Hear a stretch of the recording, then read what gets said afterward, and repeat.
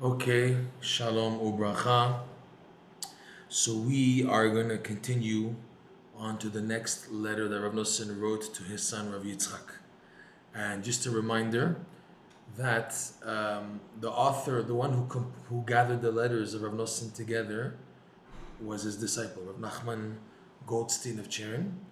And he writes to the reader like this. He says, "You, the reader, you might feel that Rav Nosson is like rebuking his son Rav Yitzchak too much. And you get the impression that he was like a low person, that he wasn't such a big tzaddik." He says, "Don't get that impression, because Rav Yitzchak was really a big tzaddik. It's just that on every tiny detail that it bothered him, and that's why he wrote these letters to his father. It's amazing. The only reason why we have these letters is because of the son of Yitzchak. He kept on nudging his father, send me a letter, send me a letter. I'm going through this, I'm going through that. And back then there was no telephone, there was no email, there was no WhatsApp. To get a letter was like once a week. And that was like the communication between these shtetlach, these villages in eastern Ukraine. Rav Yitzchak, he lived in a village called Tulchin. Rav Noson lived in a village called Breslov. Okay, so the distance by car between Breslov and Tulchin is about an hour.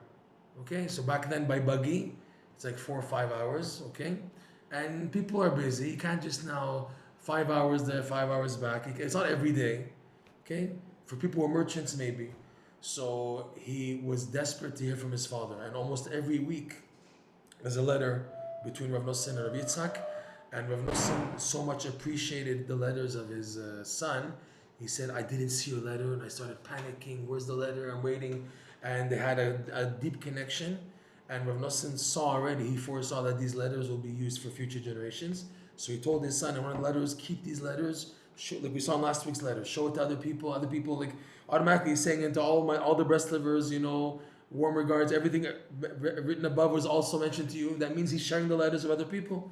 So that's how exciting these letters were. Okay? So Rav Yitzchak, not to get the impression that he was like a small person, like we said, but he was very concerned and meticulous on his avodat Hashem, on not worrying and everything. And unfortunately, it's hinted to in his name. Yitzchak is the name of dinim. Yitzchak. It's like a gvurot of Yitzchak, the judgments of Yitzchak, pachad Yitzchak, the fear of Yitzchak. Yitzchak, from the forefathers, he's the most one associated with severity. Avraham is chesed, Yitzchak is severity, strict judgment. That's why he was blind and he went all the way, shechtmi, akeda, whatever. Okay, Yaakov is the balance. Yaakov Avinu is the one who makes the balance between the chesed and the gvura. Okay? So he had a hard life. He divorced. He had a rough, the first marriage was like 1 year, nothing was happening. So he divorced. And the second wife, she wasn't the best wife. Rav Noson once said about his second wife, "If my son wasn't divorced already, I would tell him to divorce a second time." Because she gave him a hard time during there's a period called the years of oppression. These letters are before the years of oppression. Years of oppression are from 1835 to 1838.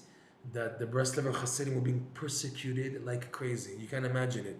They were taking Breslov books and throwing them in the garbage and burning them and throwing stones at the Breslover Hasidim and beating them up. And Rav Noson, his life was, they attempted to kill him. They hired mercenaries going to kill him, and he by miracle he was saved. He was incarcerated